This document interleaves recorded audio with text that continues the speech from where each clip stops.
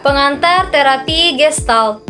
Terapi Gestalt dikembangkan oleh Frederick Espers pada tahun 1894 sampai 1970 yang didasari oleh 4 aliran, yaitu psikoanalisis, fenomenologis, dan eksistensialisme serta psikologi Gestalt. Terapi Gestalt menekankan pada apa dan bagaimana dari pengalaman masa kini untuk membantu klien menerima perbedaan-perbedaan mereka. Fokus utamanya adalah pada apa dan bagaimananya tingkah laku dan pada peran urusan yang tak selesai dari masa lampau yang menghambat kemampuan individu untuk bisa berfungsi secara afektif. Konsep-konsep utama terapi Gestalt. Yang pertama, pandangan tentang manusia. Terapi Gestalt memandang bahwa individu memiliki kesanggupan memikul tanggung jawab pribadi dan hidup sepenuhnya sebagai pribadi yang terpadu. Terapi ini menyajikan intervensi dan tantangan yang diperlukan yang bisa membantu individu memperoleh pengetahuan dan kesadaran sambil melangkah menuju pemanduan dan pertumbuhan. Dengan mengakui dan mengalami penghambat-penghambat pertumbuhannya, maka kesadaran individu atas penghambat-penghambat itu akan meningkat sehingga dia kemudian bisa mengumpulkan kekuatan-kekuatan guna mencapai keberadaan yang lebih otentik dan vital. Konsep yang kedua yaitu saat sekarang. Bagi Peirce, tidak ada yang ada kecuali sekarang. Karena masa lampau telah pergi dan masa depan belum datang, maka saat sekaranglah yang penting. Salah satu sumbangan utama dari terapi Gestalt adalah penekanannya pada di sini dan sekarang serta pada belajar menghargai dan mengalami sepenuhnya saat sekarang. Berfokus pada masa lampau dianggap sebagai suatu cara untuk menghindari tindakan mengalami saat sekarang sepenuhnya. Guna membantu klien untuk membuat kontak dengan saat sekarang, terapis lebih suka mengajukan pertanyaan-pertanyaan apa dan bagaimana ketimbang mengapa. Dalam rangka meningkatkan kesadaran atas sekarang, terapis melakukan dialog-dialog dalam kala kini dengan melontarkan pertanyaan-pertanyaan seperti apa yang terjadi saat sekarang? Apa yang sedang berlangsung sekarang? Apa yang sedang Anda alami sekarang saat Anda duduk di sana dan mencoba berbicara?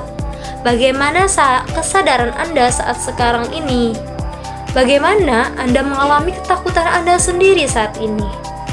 Bagaimana Anda mencoba menarik diri saat ini? Dan konsep yang ketiga yaitu urusan yang tak selesai.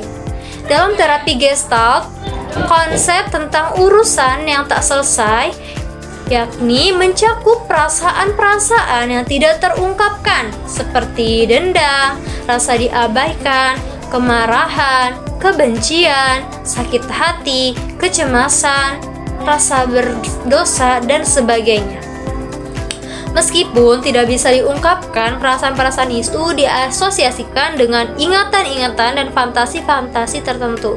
Karena tidak terungkapkan di dalam kesadaran, perasaan-perasaan itu tetap tinggal pada latar belakang dan dibawa kepada kehidupan sekarang dengan cara yang menghambat hubungan yang efektif dengan dirinya sendiri dan dengan orang lain. Urusan yang tak selesai itu akan bertahan sampai ia menghadapi dan menangani perasaan-perasaan yang tak terungkapkan itu. Teknik-teknik terapi Gestalt. Yang pertama, permainan dialog atau kursi kosong. Terapi Gestalt adalah mengusahakan fungsi-fungsi yang terpadu dan penerimaan atas aspek-aspek kepribadian yang dicoba dibuang atau diingkari. Terapi Gestalt menaruh perhatian yang besar pada pemisahan dalam fungsi kepribadian. Yang pertama adalah pemisahan antara top dog dan underdog. Top dog itu adil, otoriter, moralistis, menuntut, berlaku sebagai majikan, dan manipulatif. Sedangkan underdog memanipulasi dengan memainkan peran sebagai korban, defensif, membela diri, tak berdaya, lemah, dan tak berkuasa. Teknik kursi kosong adalah suatu cara untuk mengajak klien agar mengeksternalisasi introyeksinya.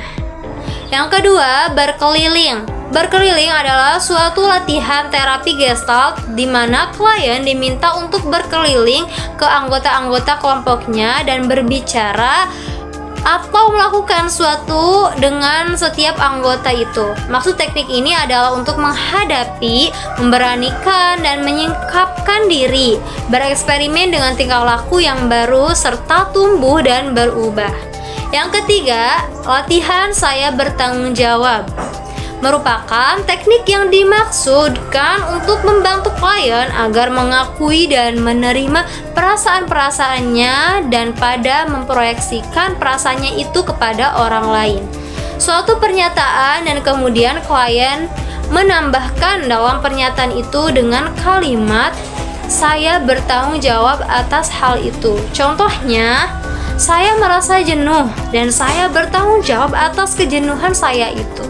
Yang keempat, bermain proyeksi. Dinamika proyeksi terdiri atas seseorang melihat pada orang lain hal-hal yang justru ia tidak mau melihatnya dan menerimanya pada diri sendiri. Yang kelima, teknik pembalikan. Teori yang melandasi teknik pembalikan adalah teori bahwa klien terjun ke dalam sesuatu yang ditakutinya karena dianggap bisa menimbulkan kecemasan dan menjalin hubungan dengan bagian-bagian diri yang telah ditekan atau diingkarinya. Oleh karena itu, teknik ini bisa membantu para klien untuk mulai menerima atribut-atribut pribadinya yang telah dicoba diingkarinya. Teknik yang keenam, permainan ulangan. Menurut Peirce, banyak pemikiran kita yang merupakan pengulangan. Mengulang-ulang peran yang dianggap diharapkan bagi masyarakat. Yang ketujuh, permainan melebih-lebihkan. Permainan ini berhubungan dengan konsep peningkatan kesadaran atas tanda-tanda dan isyarat-isyarat halus yang dikirimkan oleh seseorang melalui bahasa tubuh. Tingkah laku yang bisa digunakan dalam permainan melebih-lebihkan itu misalnya adalah tersenyum sambil mengungkapkan kesakitan atau perasaan yang negatif. Semisal gemetar, menggoyangkan tangan dan kaki, kemudian lunglai dan menurunkan pundak, mengepalkan tinju, mengerutkan dahi, menyeringai dan menyilangkan tangan. Jika klien melaporkan bahwa kedua kakinya gemetar, misalnya, terapis bisa meminta kepada klien untuk berdiri dan melebih-lebihkan getarannya. Kemudian terapis bisa meminta klien agar mengungkapkan arti getaran kakinya itu dengan kata-kata. Terus yang kedelapan, tetap dengan perasaan. Teknik ini bisa digunakan pada saat klien menunjuk pada perasaan atau suasana hati yang tidak menyenangkan, yang ia sangat ingin menghindarinya. Kebanyakan klien ingin melarikan diri dari stimulus yang menakutkan dan menghindari perasaan-perasaan yang tidak menyenangkan. Terapis bisa meminta klien untuk bertahan dengan ketakutan atau kesakitan apapun yang dialaminya sekarang dan mendorong klien untuk menyelam lebih dalam perasaan dan tingkah laku yang ingin dihindarinya, menghadapi, mengonfrontasi dan mengalami perasaan-perasaan tidak hanya membutuhkan keberanian, tetapi juga membutuhkan kesediaan untuk bertahan dalam kesakitan yang diperlukan guna membuka dan membuat jalan menuju taraf-taraf pertumbuhan yang lebih baru. Penerapan dalam terapi individual. Terapi Gestalt bisa dilaksanakan secara individual dalam bentuk yang kurang murni, yang ditandai oleh dialog antara klien dan terapis.